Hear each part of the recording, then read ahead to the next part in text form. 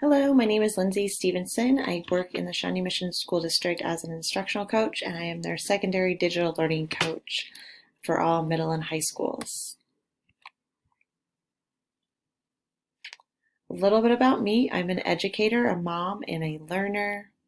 I have a bachelor's degree in ELA and a master's degree in special education. I was a deaf educator for a year in Missouri and then worked as an ELA and English teacher for 11 years in Olathe. And then I moved in to work as an instructional coach and curriculum coach in Leavenworth. And now I'm starting my third year in Shawnee Mission Schools. This is the administration team that I work with at Shawnee Mission South. I've learned a lot from them and continue to learn from them about administration and how to be a strong building leader.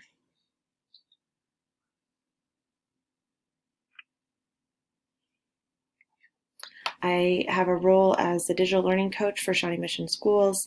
So I work to help frame our digital learning vision, all of the tech integration. Right now, it's super heavy with the remote learning, and we rolled out Canvas. So I'm the secondary Canvas representative, so people come to me with all their Canvas issues. At home, I am a wife. My husband is a history teacher at Olathe East High School.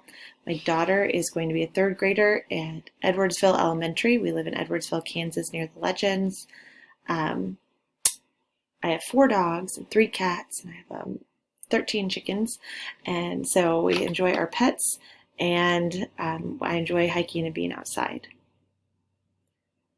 So some of the takeaways from the readings were that more districts are moving towards a site-based budget and providing that autonomy to building leaders. That is not the situation that we have in my current location and current employment.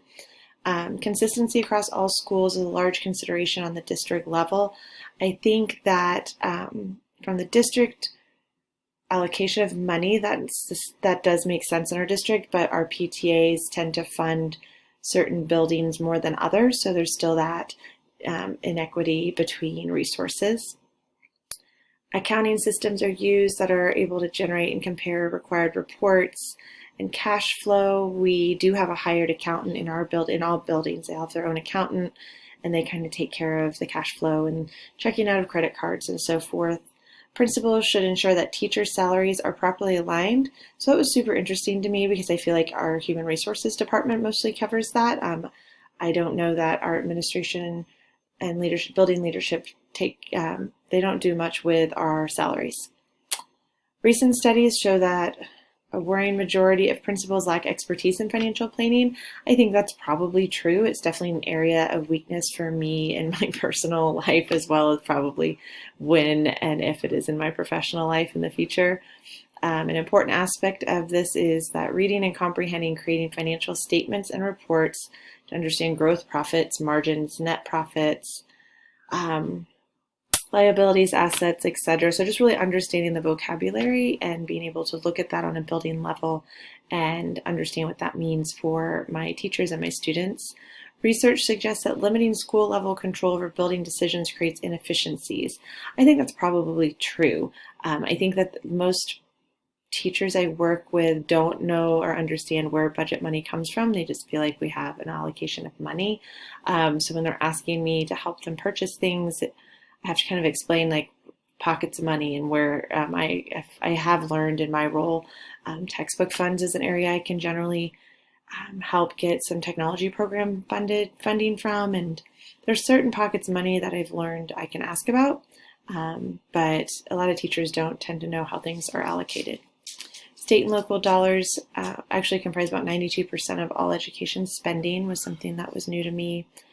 School finance formulas determine how new dollars are allocated to districts, and they contain allotments that are restricted for specific purposes. So that definitely resonated with me as well. The final article seemed a little more similar to what we do in our district.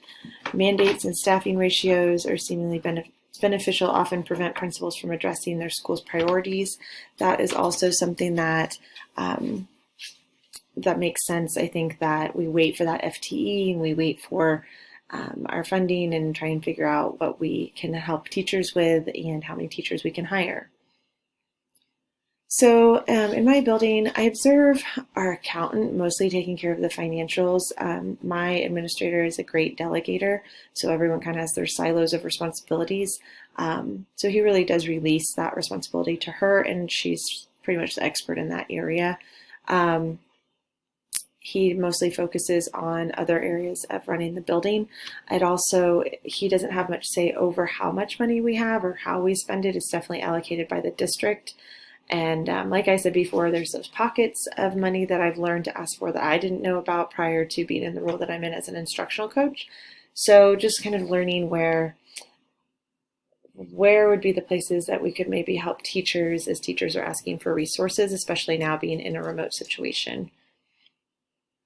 Personal connections, definitely finance is an area that is not my strength. I constantly struggle to budget myself on my personal money, so being in charge of somebody else's money or allocating that money out definitely would be a stressor for me right now. So I'm hoping to learn more about processes and procedures that would help me feel more confident in that area. These are my resources, and I look forward to learning some more in this class.